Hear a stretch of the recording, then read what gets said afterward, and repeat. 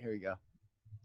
What is up, you lovely listener? Welcome to another episode of Oversharing. As always, I am super pumped for this episode, but this one in particular because our guest today is an NYC-based portrait photographer who's collaborated with the likes of Lizzo, Post Malone, Miley Cyrus, and brands like Nike and Fossil. His work has been featured in the New York Times, and most recently, he's landed the cover of the New York Mag, showing the residents of Brooklyn making the most out of quarantine on the rooftops of their apartments. The stories he tells to his audience of almost 2 million have sparked joy, creativity, and a lot of laughs in the recent months. And I'm honored to have him here on the show. But before I speak too much, let's allow Jeremy Cohen to overshare. How you doing, Jeremy? Doing good. How are you doing? I'm good, man. I get a little nervous in the intro part. I feel like that's where I really have to shine, and I'm sweating currently doing that.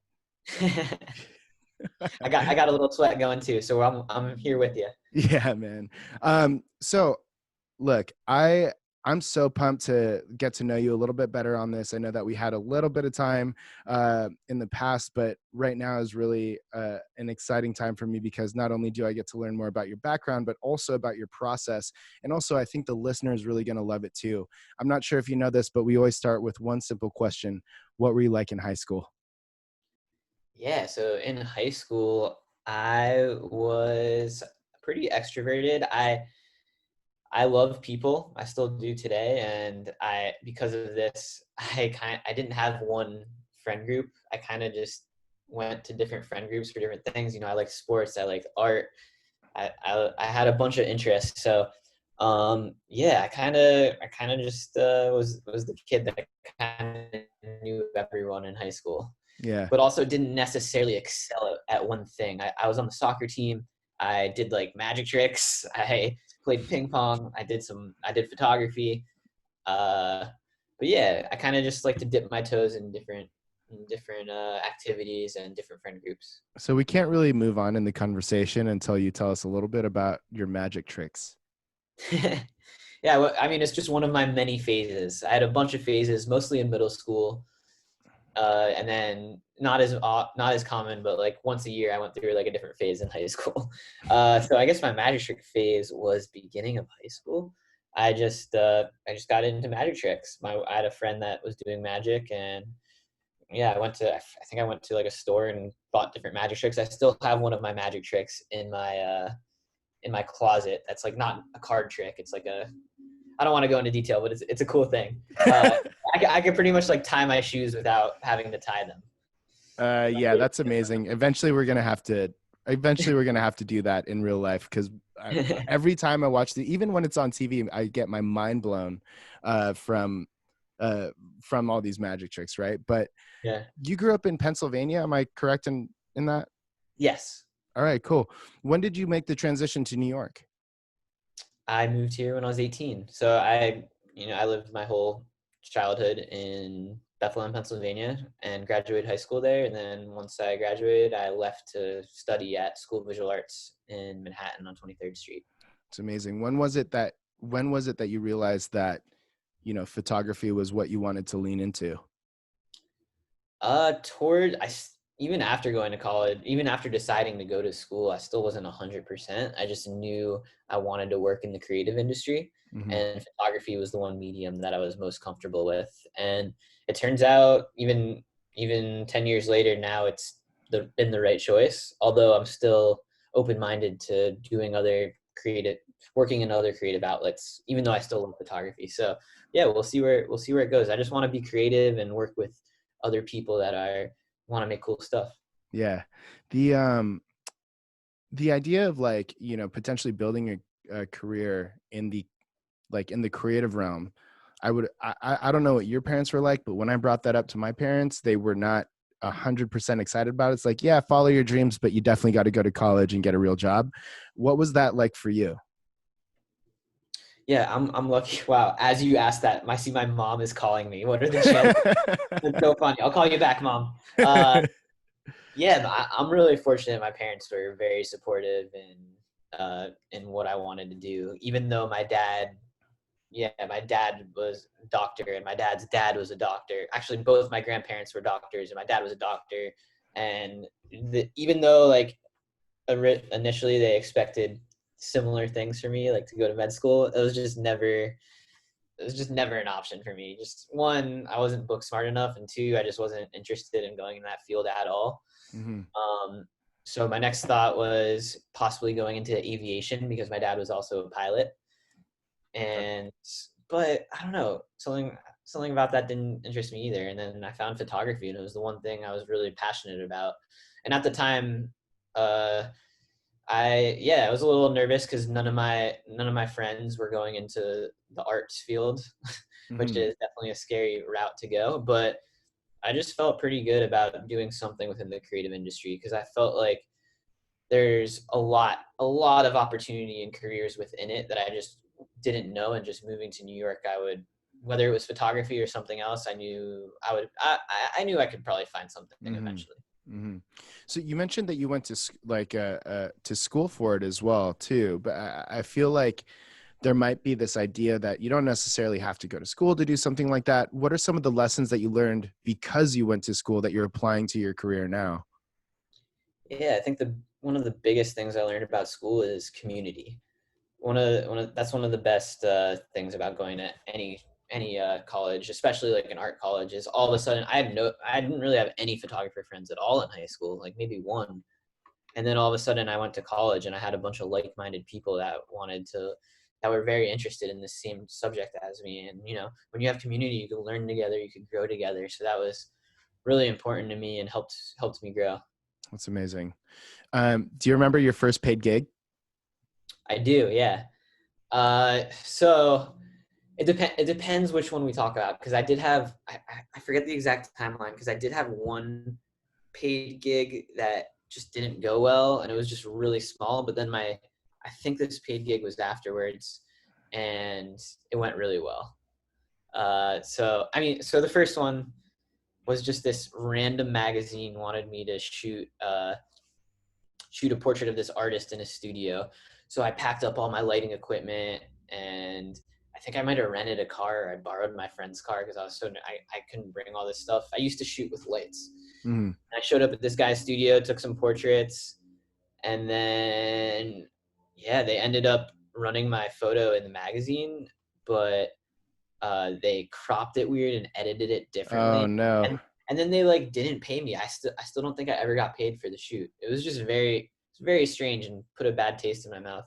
But then shortly afterwards, I think this was afterwards, was my first like real shoot, Mm-hmm. which was with Beats by Dre. Nice. That's a big jump. Yeah, so it sounds a lot bigger than it is. I mean, that was the client, but they hired a bunch of different photographers to Mm-hmm. shoot a video for the solo selfie campaign, which is this campaign. I don't know if you remember, but you take your phone and you go from ear to ear like this, Oh and no, in I don't remember that one. time you're like in a different world. So like I did like 4 loops of it. So I think I did it with my GoPro. I took the GoPro right here and I went like this, and it was like I was on a mountain. I got a snowball through at my face, and then all of a sudden I was like, it was while I was skiing down the mountain, and then it went again, and then all of a sudden I like changed into a snowman, and then it just like forth, and it was just like Beats by Dre, the solo selfie campaign. And then the client liked it so much that the agency that hired me through Beats by Dre, we ended up working together more and more. And ironically, the snowman was in that video, and then it was a snowball effect from there. That's amazing, man. That's really cool. What a cool Yeah. concept. I'd love to check that out if it's on like YouTube or anything like that. Yeah, it's on my Instagram page still. If you scroll down, I think it's in 2014. Yeah. Speaking of your Instagram page, you have multiple. One of them that I follow, I don't know how many you actually manage, but I know that the other one that you're for sure manage is Today I Photographed, which I think is such an interesting concept. You take beautiful portrait photography and you tell the story of these basically like random people. And they always say like a picture is worth 1,000 words, but how do you go about telling your stories in photography? So how do I go about telling my stories? I'd say it just comes naturally when I meet a person. I have a foundation belief that everyone has a story to tell. So yeah, whenever I meet someone, sometimes I just want to share their story, and I ask them if they want to be a part of this project, and then we just get to talking a little bit. I get to know them a little bit. We build a little bit of chemistry. If I open up a little bit, they open up a little bit, or vice versa. And then in a short period of time, I could really get to know someone and help. And I like to share their stories. And then I add a portrait with it to help tell that story, but also as a visual element to see this. And then I like to think hopefully people can see other people's stories and not feel as alone. Are there any of these random people that you've met while walking the streets of New York that their story really stands out to you? Oh yeah, I mean that's a tough question because almost everyone's story kind of stands out to me in one way or another. But stories that really stood out, I mean, I guess the first one that comes to mind is when I was visiting my parents in Florida like 2 years ago or a year ago, and this woman was just like sitting by herself on the beach, just kind of, she looked a little lonely or something, and I just walked up to her and started talking to her. And then all of a sudden, I mean, just, it was one of these experiences where I don't even, we're strangers, and she just like opened up to me right away. She told me how like she just found out her daughter got diagnosed with cancer, and she just came to the beach to just to think about it, to pray, didn't know what to do exactly. And then I don't know, we just talked for a while. And then part of the experience is I asked to photograph her and share that story. And then we did that, and then we kept in touch. And then next time I was in Florida, I met up with her, and her daughter survived cancer. Oh, And wow. yeah, we celebrated a little bit together. So yeah, Uh, so it was really nice. And she was someone without, if I didn't do this project or if I didn't have a camera, that I probably wouldn't have approached her and had this connection. But because I gave myself this incentive to go up to someone and take their portrait, it used to be every day. Mm-hmm. Um, that's why I did it. But yeah, this woman was like 60 years old or something. And Wow. I was what, like 20, 25, 26 years old. Well, you know, normally I wouldn't go up to someone totally different than me and just talk to them when they might not be. Yeah. So What does that pitch sound like when you're first walking up to someone? It's like, hey, can I take a photo of you? yeah. So, well, in this case, I think I just asked something like, "Hey, are you okay?" Oh, First, and then we started talking, and then I eventually told her about my project. But most of the time, I'll walk up and I'll either say like, "Hey, my name's Jeremy. I'm doing a project where I take a photo of someone every day. I was wondering if I could take your photo today," or it's either that, or I'll compliment them. And I'll say, "Hey, like I really like your vibe, or I really like your shirt, or I really like what I just saw you do there. I actually do a project where I photograph people and tell their stories. Can I tell your story? yeah, that's really cool. Have a couple minutes?" Yeah. You know, So, I love that you do that, and I love what you said about everybody has a story to share. I think it's such an important project that you do, and this account and this work that you do is purely out of passion, right? absolutely. Yeah, I think it's so important because it's like everybody gets so caught up in their everybody gets caught up in their own universe and how they experience it. And I think one of the best ways to build empathy as an individual and also obviously connect with other people is to understand that everybody does have a story, and you giving somebody a platform to share that, or just like 5 minutes in that, like, who knows, like maybe that conversation with that lady was, you know, what gave her a little bit more strength to like weather that storm, because that's definitely such a heavy one. Yeah, and that's something I like to think is part of this project. Is I like to think the people that I photograph get something out of it as much as I do. Like whether it's the experience or in itself, or I always send the photos to the people when I photograph them, and I like to think, you know, maybe when they go home, they'll show their family or whoever they live with or their loved ones, like, "Hey, I got photographed by this photographer today. Look at these photos." And you know, it's just a little something that I like to think can go a long way. Because the thing about photography is a lot of people are photographed that are just like obviously beautiful, like models and just like people in the, you know, but Yeah. there's so many people that don't ask to get photographed. It's a very intimate experience, and I like to think it makes you feel special. Like, hey, I walked up to this person. Hey, I choose you. Like, it feels good to feel chosen for something Yeah. like this. So, yeah, I like to think that people feel special from this project. You know what, man? Like, I think I tell you, you know, we connect a little bit here and there. And I think I tell you how rad I think you are, but I would just like to make it known on this podcast that's going to live forever and public that you are such a rad person, and that just that insight and that thought behind it. I mean, I think that's what makes you like so good at what you do, is because it's really coming from a place of heart. So congratulations on that. When you call back your mom, tell her that I said thank you for giving birth to Will do. you. So what are some of your keys to telling a great story in photography? What are some of my keys to telling a great story in photography? I would say just telling an honest story, but also I'd say the first thing is actually to build chemistry with your subject. You want to be on the same playing field as the person you're talking to. Luckily for me, I use it to my advantage that I'm kind of, I'm a short guy. I'm not that intimidating. I have a friendly smile, and I don't know. It's like when I approach someone, I think there's already a sense of people can feel comfortable with me. Um, I'm not yeah. So I'm aware of that I'm not an intimidating person, and that's how I started off. And I'm just friendly. So going up to someone, I just ask. I'm straight up with what I'm looking for. Hey, I think you're interesting. Can I take your portrait?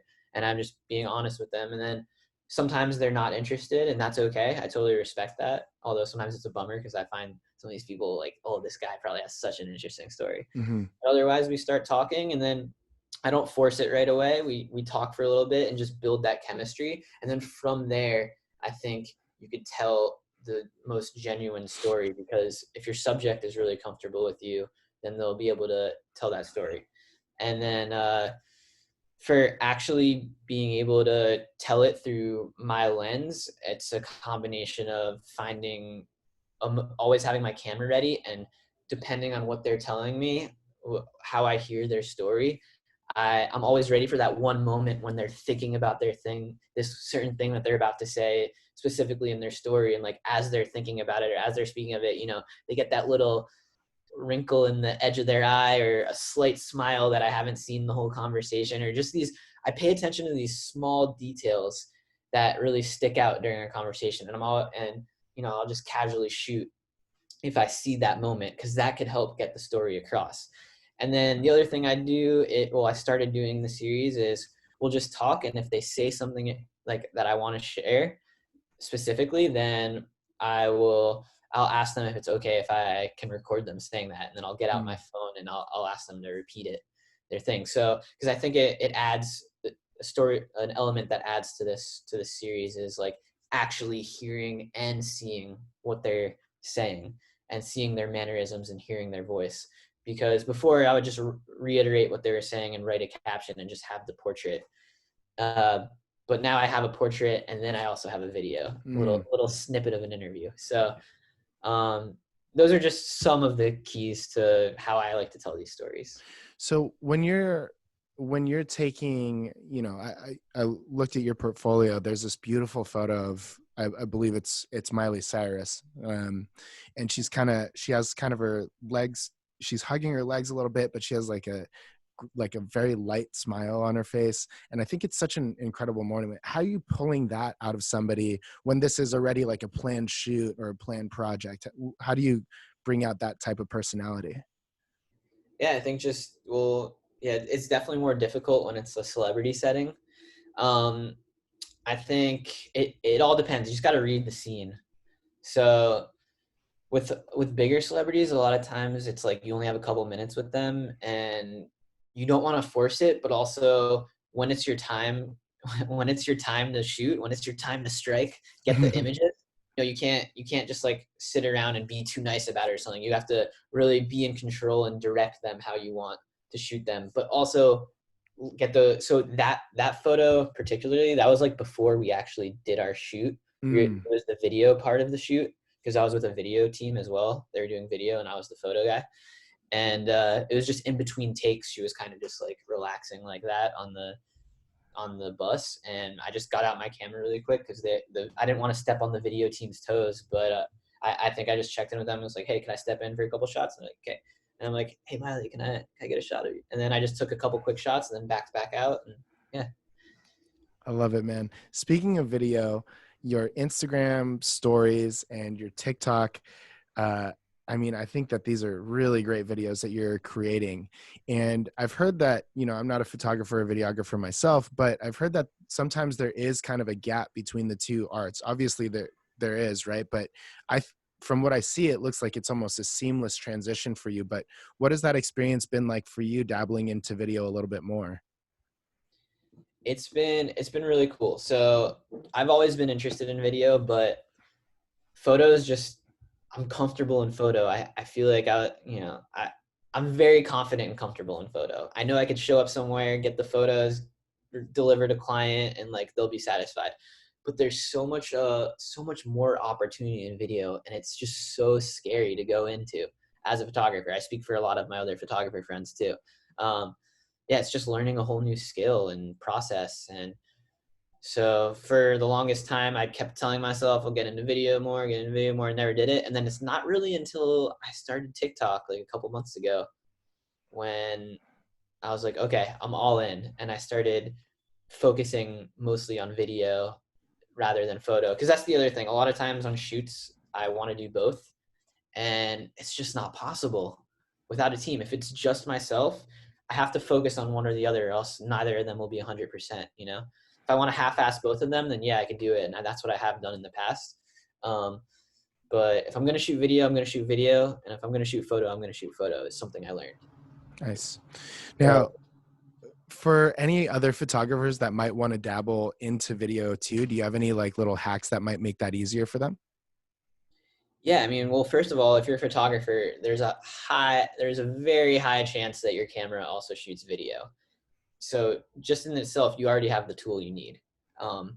And yeah, I just think look at it as, I think my best piece of advice is look at it as a challenge. If you're really comfortable with photography and scared of video, like I was, the first step is the hardest. So you just got to try it, just do it. And don't expect it to be something amazing. Just set a little goal for yourself, accomplish it. And then from there, whether you got to tighten up your editing skills or learn how to shoot or do a shot list or write out a script a little bit, whatever type of video you're doing, it's just like with photography. The more you shoot, the better you get with anything. Put in the hours and you'll get better and better. Yeah, absolutely, man. So where we can find a lot of these videos is on TikTok, where you've gained over 1 million followers now, I think, which is pretty incredible. Is there any secret to how you did that? Because everybody now is listening. Like if I put like how to get 1 million followers on TikTok, this podcast immediately gets a bazillion downloads, right? Everybody's trying to go viral. How did it work out for you? Yeah, so for me, so my first viral video, it was just kind of a perfect storm, to be honest. I wasn't trying to go viral. I just had an idea and just thought this would make an interesting TikTok once I flirted with this girl across the street from me and had footage of it. So yeah, it was kind of, I went viral, I think, because I made something interesting and hopeful in a time of despair. And it resonated with a lot of people. And it's also a love story. So people love love stories. So for me, I got lucky with timing. A lot of going viral is luck. Yeah. I think that's it. That's an important part you bring up. Yeah, absolutely. Yeah. But a lot of it is also making your own luck. Like I put this personal thing out there and it paid off. So making your own luck is like perfect. And what you said about, for the video or the photographer that wants to go into video and like, you just got to put in the work and have that come out, and then making your own luck. And then that's what pops off. And you even mentioned you weren't even trying. You just wanted to tell a good story. Yeah. All I could say is, I feel like I've been doing stories like this for so long and none of them have like popped off like this one. So all of a sudden it popped. It just feels good. It was a lot of timing. So I just say bet on yourself, because the easy thing to do in these situations when you get an idea, but then you'll doubt yourself. Oh, someone won't like it, or nah, I won't go viral. I wanted to, no, so this or that. You'll give yourself excuses and then just end up not even making it or putting it out there, which gives you no chance or no opportunity of being seen. So I'd say, just bet on yourself. If you think you have a good idea, execute it, put it out there in the world and see what happens. And if that one doesn't work out, just keep going and you're going to get better and better. And then eventually your storytelling skills are going to be so strong that something's going to stick. Yeah. You know what I love about the success for you on that platform too is not one of the videos that you've put out uses any of the trending songs or any of the trending dances or anything like that. It's literally just you being yourself. And I think one of the most incredible things about you is that in every interaction, whether it's on the in an Instagram DM, on a text message, on a FaceTime, or even on this podcast, you don't deviate from who that is. And I think something that's important for artists and creatives is to continue to stay authentic, no matter what no matter what the market might be telling them. How have you been able to stay so, true to your heart and who you are over the last however many years of building your career? Yeah, I guess for me, it's just hard not to be myself. I just embrace who I am as a person, as an artist. And I think that's important because I think a really good way to differentiate yourselves from other artists, because it's so oversaturated with photographers and all sorts of artists, is just to be yourself. Tell stories in your own way, and because no one else can do that but you. And yeah, I think it's good to also draw inspiration from other creators around you and people you're following, but don't straight up copy them. Take a little bit from each one, and then of what you like, and then tell whatever story or make your art in your own way. And that's the best thing you could do, honestly. Everything at the end of the day, everything is technically a remix, but don't straight up copy someone. Yeah. Yeah. That makes a lot of sense, man. Dude, I wanted to go into TikTok a little bit more, but I think we're in such a good place on the show today. And I love everything that you shared. I think the heart behind what you do is so apparent. And your technique and your style and the way that you tell stories is so apparent in all of the work that you do. So thank you so much for that. Before I ask the last question of the day, if somebody wants to connect with you, where can they find you? Yeah, so I wish I had the same handle on every platform. It would make it so easy, but this is what it is. Instagram is Jerm Cohen, JermCohen. Twitter is Jerm_Cohen. And then TikTok is Jeremy Cohen. I love that. Okay, so last question of the day. I don't know if your audience knows this, but I know this about you. You are a hot sauce enthusiast, and I recently saw an Instagram story with probably 12 different types of hot sauce there, like exotic type of stuff. To date, what is the one hot sauce that if you had to take on a deserted island for the rest of your life, what is that hot sauce? Before I answer that question, I just want to say thank you for sending me that hot sauce. It was one of the best gifts ever, and the packaging was incredible. Yeah, you're a really thoughtful gift giver. Anyway, I think the best hot sauce, I also, if I'm being honest, I can't choose that hot sauce as much as I love it. It's not my number one. Mm-hmm. The number one, I actually don't even know the name to. My friend Anna, she randomly another good friend, she knew I love hot sauce, and she gifted me this hot sauce that her friend made. No label on it or anything. It was just a homemade hot sauce that this guy makes in his backyard, or so, I don't even know. And it is incredible. Like it has such a kick to it. It's so hot, like almost uncomfortably hot, but I just keep coming back to it. I don't know. I love the kick. Sometimes it's like too much, and I hate myself for putting too much on it, and it kind of ruins the food a little bit, but I just I don't know. I keep coming back to it. It's I like to struggle a little bit and feel some heat. Yeah. Anna, if you're listening, we need a little bit more of that hot sauce, and we got to find the supplier. Facts.